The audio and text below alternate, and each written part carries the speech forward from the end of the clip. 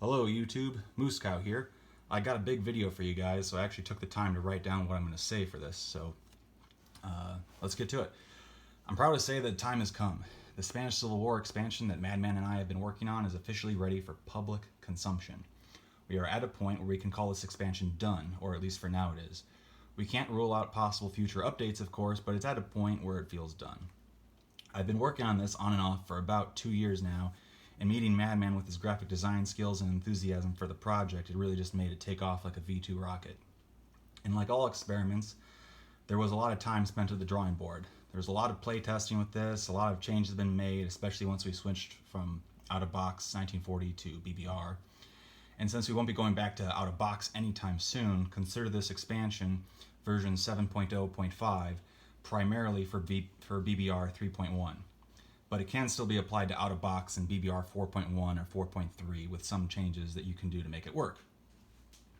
I first got interested in the idea for this game after seeing John D'Agostino, or Cobra Axis and Allies on YouTube, post a version he made on the Axis and Allies Facebook page years ago, which consequently is also where I learned about historical board gaming and Global War 1936. The idea of integrating Spain into a game of Global was very appealing to me, and it added an interesting element of variety to the game. While I like both ideas of both versions of the Spanish Civil War after reading them, HBG's was obviously meant for a different game, and John's was adapted from that game to 1940.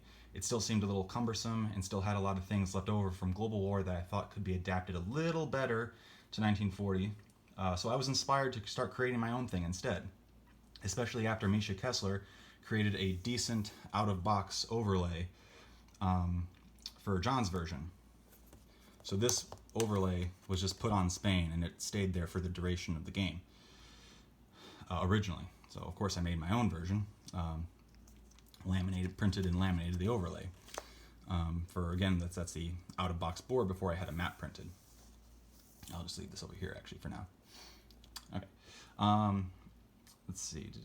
In a nutshell, I looked at John's and HBG's version of the Spanish Civil War, and then created a decent middle ground between them and Axis and Allies 1940 Global, and then furthermore with BBR, slowly drifting from the original source material more and more with time.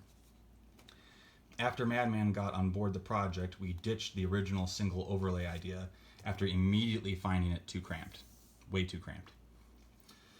We created our own map with the BBR template, created a side map. This is what the current version is now.